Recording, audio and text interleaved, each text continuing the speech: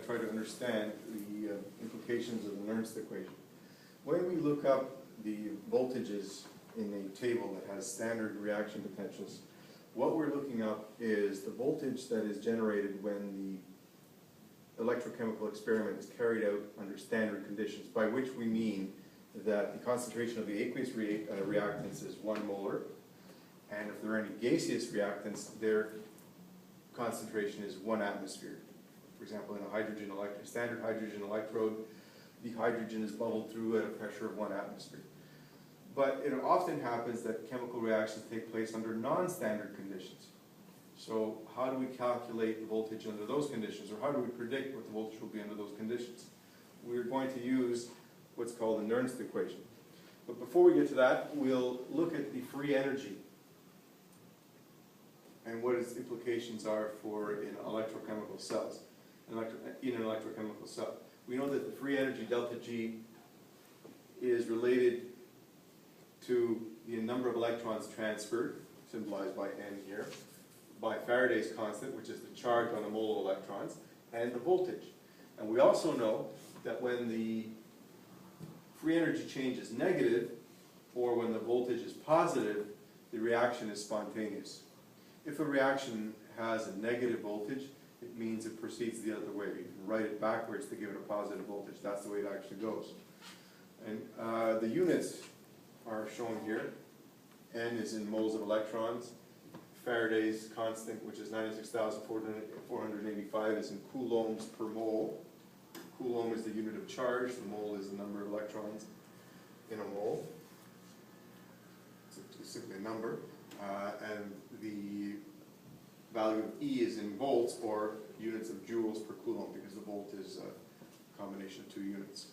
Everything cancels and we get a value in joules. That's the free energy for the reaction. If all the reactants are in their standard states, meaning 1 mole concentration for aqueous reactants and 1 atmosphere pressure for gaseous reactants, it makes it easy to calculate the voltages and the equilibrium constant for the reaction. How do we get the equilibrium constant? Well, the free energy of the reaction is also related to the equilibrium of the reaction.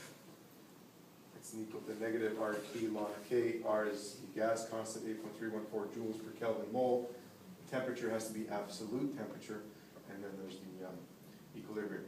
If K is a large positive value, then the reaction is spontaneous. And in a reaction that is run at non-standard conditions, first of all, for a reaction to take place, it must not be at equilibrium. When you have a battery at equilibrium, you have a dead battery. So when you first buy a battery, the value of Q, the reaction quotient, is such that the reaction has somewhere to go. There's lots of reactants, very few products, because once the products have been formed, the battery will have reached Q will equal K, and the battery will be dead. It's also important to point out that temperature has an effect on the efficiency of a reaction. It both slows down the rate when you cool the reaction down, and it affects the equilibrium. And the proof of that is if you ever try to start your car on a cold winter day, you'll notice that it doesn't have as much power available. It doesn't crank as well because the reaction is impeded by the low temperature. In fact, if you ever get stuck because of cold weather, one of the things you can do if you have access to warm water is to warm up the battery. You can pour some hot water on a dead car battery. It might give it just enough of a temperature increase to increase the free energy available in the reaction, and the battery will start the car. The free energy of a reaction is related to the voltage produced by the reaction, the status of its equilibrium, and the temperature. So you see all those three of those things are entered in the expression for delta G. So a dead battery needs to be recharged so that the value of Q, the reaction quotient, is less than equilibrium. Then we'll have somewhere to go. If Q equals K, as I said before, the battery is dead. If the temperature is very low, it can hamper both the rate of the reaction and the amount of free energy available. The Nernst equation takes into account all of these non-standard conditions. So we start with the standard value of free energy, and we add a term, RT ln Q meaning the reaction quotient, and R the value of 8.314, the gas constant, and T being the absolute temperature. That will give you the actual free energy available to the electrochemical reaction under those conditions. the value of the concentration of the reactants and products has an effect on the equilibrium, obviously. So that's what the Nernst equation addresses. It addresses the concentration of an electrochemical cell when it's not at standard conditions. So we can do a sample problem to show you how that works. This is from page 873 of our text, in the practice exercise. It shows the reaction of aluminum with iodine to form the aluminum ion, aluminum plus 3, and the iodide anion. Except that the concentrations of aluminum and iodine are not 1 molar. For aluminum, we have it at 4.0 times 10 to the minus 3. For iodide, it's at 0.01. So we can enter these values into the Nernst equation. There are two versions of the Nernst equation, by the way. One is with ln Q, the other one is with log Q. But you should get the same answer in both cases. In the case of, in the ln Q one, they have RT over NF.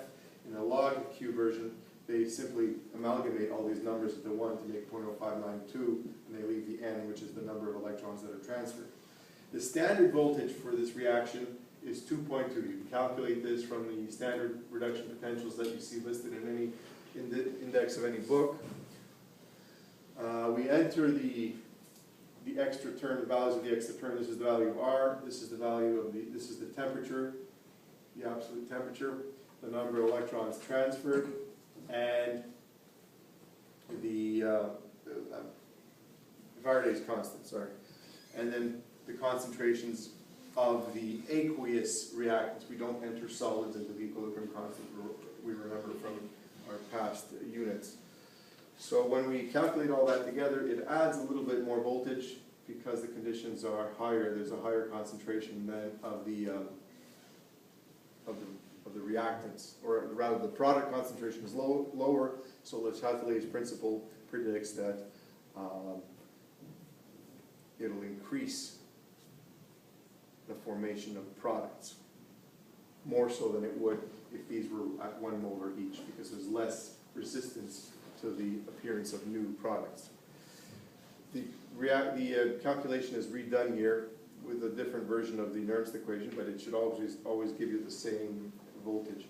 Just be aware of one thing: when the stoichiometry of the reaction is included by putting the stoichiometric coefficients as powers. So we see that 6 iodides turns into the concentration of iodide to the power of 6, and 2 aluminum 3 cations turns into the aluminum cation concentration squared.